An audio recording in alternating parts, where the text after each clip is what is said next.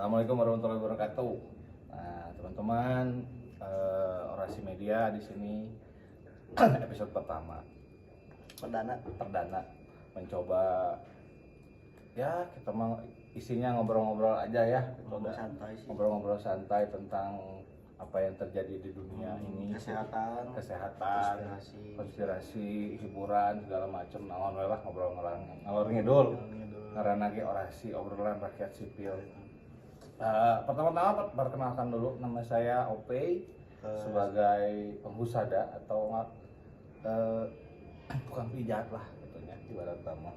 Dan di sebelah saya ini kebetulan teman kita juga, Sidik. Sidik. Kita ngobrolnya bahasanya campur-campur ya, naon. Ya mengertilah, ada yang di sana juga. Gitu. Ya jadi disclaimer jadi sebelum pembahasan mah kesampingkan dulu status kita lah ya. Kita mah sama di sini. Sama di sini mah gitu. Maksudnya ya anggap aja ini mah hanya obrolan warung kopi yang soalnya bedanya itu kita mah di video gitu. Di video betul. Kan banyak nih kayak di sosial media sekarang nih lagi FYP cenah mah gitu, bahas tentang kesehatan tentang kesehatan, terus tentang ya banyak lah gitu, ada dari dokter mana.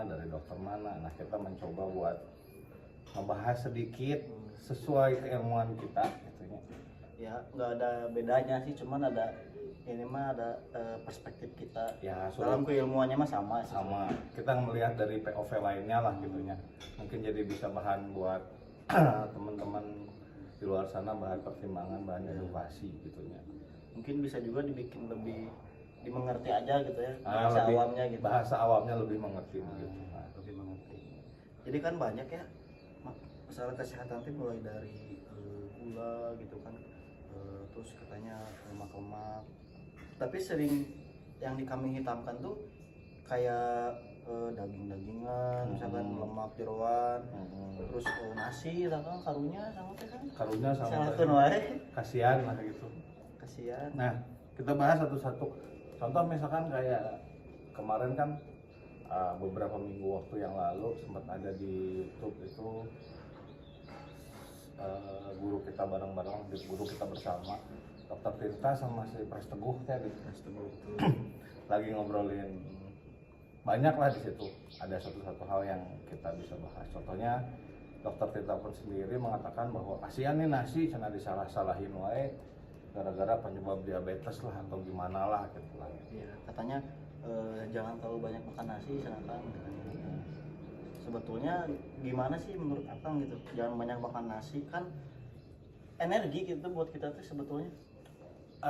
Ini mah menurut POV saya ya, atau sudut pandang saya sebagai seorang terapis atau sebagai tukang pijat yang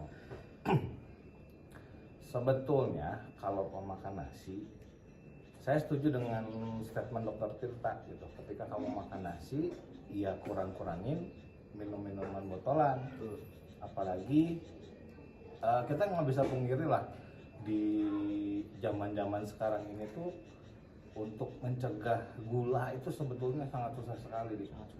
Karena apa? Kita ke Indomaret ada teh pucuk, ada teh botol, ada yogurt, ada apa lagi namanya, ada minuman manis banyak banget gitu. Yang kaleng yang botol, kita agak susah gitu menguranginya. Mungkin kalau dari saya mah mungkin lebih kepada kalau kita memang mau minum itu, mau makan nasi juga, ya berolahraganya cukup. Gitu, ibaratnya mah begitulah. Karena sebetulnya kan zaman dulu, kenapa zaman dulu aja makan nasi pada sehat-sehat gitu. Karena mereka dulu zaman makan nasi, habis makan langsung nyangkul, langsung ngebon, kepake energinya teh nggak kayak kita sekarang abis makan nasi ujuk-ujuk tunduh ngageledai we sare gitu kan. Nah, Nah, itu. itu yang jadi Terus kan masalah. dulu mah polusinya nggak kayak sekarang kan polusi. Ya bisa benar. Jadi menambah marah mungkin ya.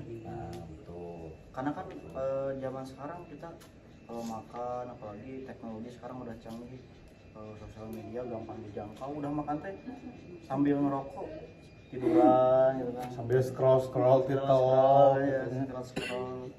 Jadi yang tenaga yang harusnya dipakai gitu yang nggak dipakai gitu kan.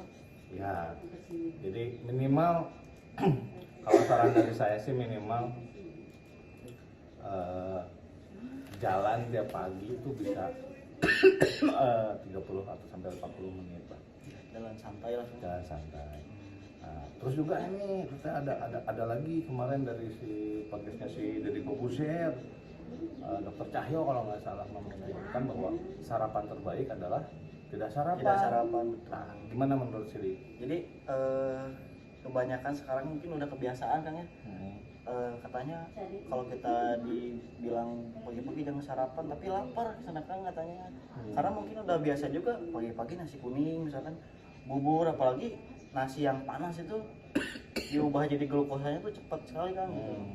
Makanya sering kalau pagi-pagi sarapan agak siangnya tuh ngantuk gitu kan. Oh ya, Siangnya itu bukan agak udah ngantuk. pasti ya, tapi memang menurut pengalaman kita aja gitu. Zaman saya SMP, SMA gitu.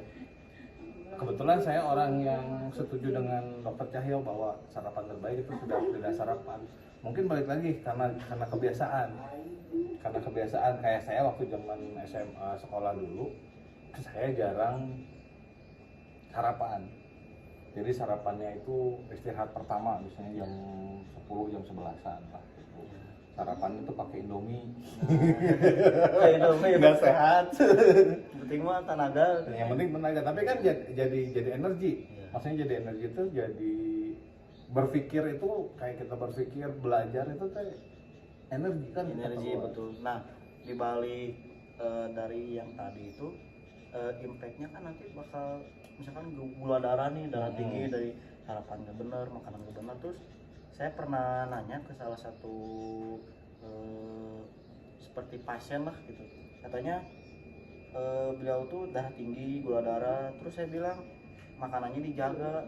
Terus dia bilang, ah saya mah ada orang nggak punya gitu, ya apa aja weh di sana yang ada juga dimakan. Nah gimana Kang, mungkin mereka pikirnya makanan sehat tuh mahal gitu kan. Nah balik lagi pikiran-pikiran kayak makan sehat itu mahal, sebetulnya nggak mahal. Tempe tahu itu kan proteinnya gede. Tempe proteinnya besar. Nah yang pasti tahu ya tadi menanggapi tadi pertanyaan jadi apa tadi teh, Apakah makanan yang sehat itu mahal gitu? nggak juga sebetulnya enggak. Cuman kan kita harus tahu dulu, contoh misalkan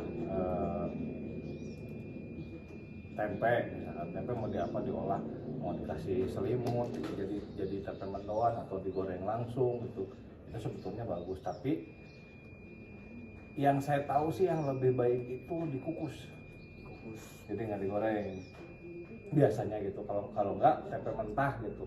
Tapi kan memang sih ada dari Dokter Zairul Akbar ngomong bahwa tempe mentah itu bagus, apalagi pakai kurma gitu buat itu. Betul. Nah cuman ya pasti kan ada rasa apa ya, bahasa Indonesianya mah jijik menurutnya. Jijik, Nah, nggak agak biasa. geuleul lah gitu, nggak biasa ya, lebih baik direbus. Sebetulnya itu makanan sehat juga. Kangkung juga sebetulnya bagus. Dibalik suka bikin ngantuk gitu kan ya. Mm-mm. Kangkung itu sehat. Karena apa ya, kangkung itu kenapa bisa bikin ngantuk? Nah itu pertanyaan juga itu. Nanti kita cari untuk episode berikutnya. Kenapa kangkung bisa bikin ngantuk? Tapi bisa juga yang tadi tuh agak gimana ya? Mungkin kayak cacat logika juga gitu kan. Jadi sebetulnya yang sehat tidak sehat itu bukan dari makanannya sih, bisa jadi, tapi dari kitanya juga gitu kan. Sekarang kayak makanan berlebihan, makan nasi juga nggak sehat ketika tidak seimbang gitu olahraganya gitu. Terus sebetulnya kalau saya sih lebih mencermati dari cara nggak tahu sih ya, mungkin kita bisa berbeda pikiran. Contoh nasi aja, kita ngambil nasi. Kalau menurut saya, kenapa orang dulu itu nggak selain tidak terkena diabetes gitu, karena habis dari makan terus jadi berubah jadi energi, tapi cara pengolahan nasinya pun lebih bagus gitu. Kalau menurut saya ya, gitu menurut saya. Karena kan dari dulu mah dicuci dulu, terus dicuci habis dari dicuci terus cara memasaknya gitu. Cara memasaknya di gigihan teh apa ya bahasa Indonesianya teh? Akel gitu kan. Bukan. Di sekali dulu dikasih air terus di gigihan gitu lah, bahasa Sunda nama di gigihan, dikarih gitu. Habis itu langsung kena 2 kali aja prosesnya.